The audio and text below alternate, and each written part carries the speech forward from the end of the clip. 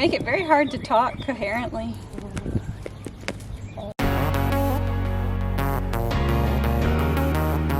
Well, since we're planning on moving in the next year or two, we want to make sure that we take our perennial herbs with us. So we have things like thyme, sage, we have some rosemary plants, we have different lemon balm, a special mint variety that we have.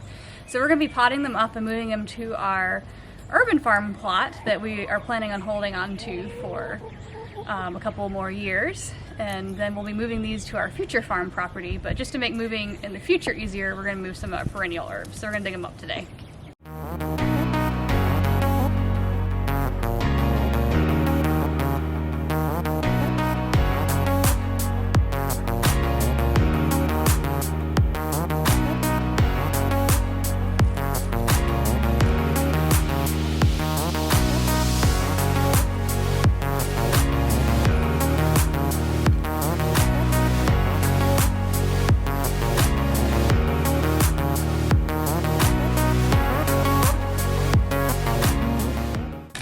We actually have 2 plants here. Guess it's a good thing we have 2 healthy ones. Indeed. Look at that. So rhubarb doesn't usually grow this far south, but this particular couple of crowns have decided to grow quite happily here. So we do want to take them with us since they have acclimated to zone 8A. So we're going to cut them back, harvest a little bit of rhubarb for the early strawberries that we have coming in a few weeks, and then we'll move the crowns over to our urban farm plot.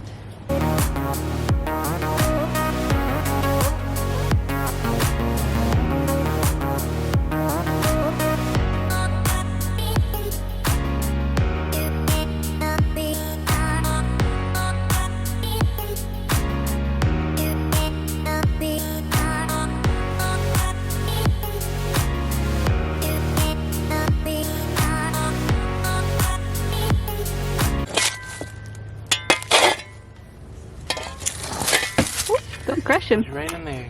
Discovered a snake while we were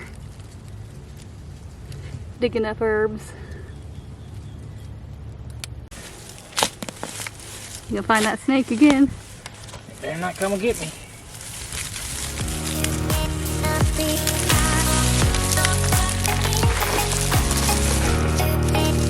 We get some chives in there too. And an extra sage. We're gonna need a bigger pot. So this particular variety of mint, we're not really sure what it's called, but we call it royal mint. And it has a story behind it, how it got its name. So my aunt received this as a gift from a friend who had visited Buckingham Palace, and they had taken a cutting of mint they found in the garden there and brought it back to the United States. Probably all sorts of illegal, but we grow it here. We call it royal mint since we don't know what it's actually called. All right, other than some of our ornamental flowers that we're not moving quite yet till they finish blooming, we have all the things we're gonna move over to our urban plot while we wait to find our perfect farmstead.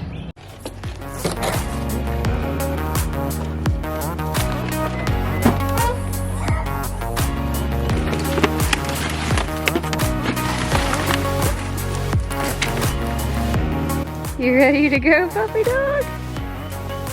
Move those plants.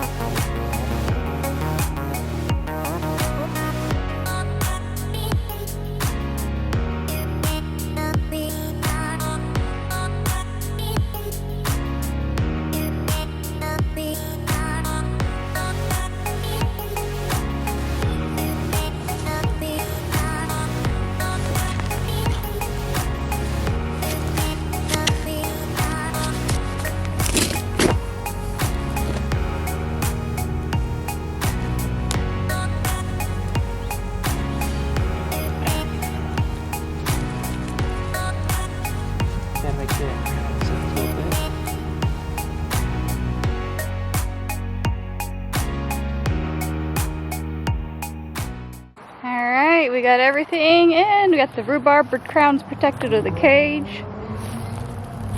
Lemon balm and mint in pots, sage, rosemary, Got our thyme on the front side over here planted. And then we also got a few sprigs of oregano. We apparently lost one of the pots of oregano en route, so we'll have to find that pot at home and bring it over to plant some more. It's missing the whole top.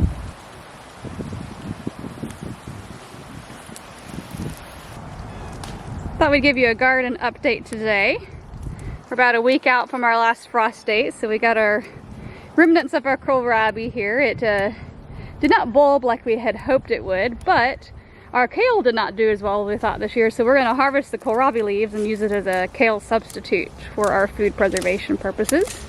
Our garlic, however, is looking fantastic, so we're looking forward to harvesting that in maybe 2 months or so and putting that in storage for using out throughout the rest of the year. We had a hard freeze the last 2 nights in a row, so our very little baby potatoes did not do quite as well as we were hoping. Looks like we still have a little bit of new green life there that we're hoping will bounce back and be able to have some potatoes this spring anyways. So rather than having to worry about weeding an empty part of the garden, Growing Green Family Farms, which has the rest of this property here, went ahead and grew some other crops here. So we have like the Panisi leaf lettuces, green forest romaine, and a bunch of radishes. The great thing about this is it essentially acted like a cover crop for us, retaining that soil while enabling us to get a harvestable crop without having to worry about as much weed pressure. We're also about ready to pull out all of our carrots that you see through here and chop them up and freeze them for our soups, stews, and other food throughout the coming season.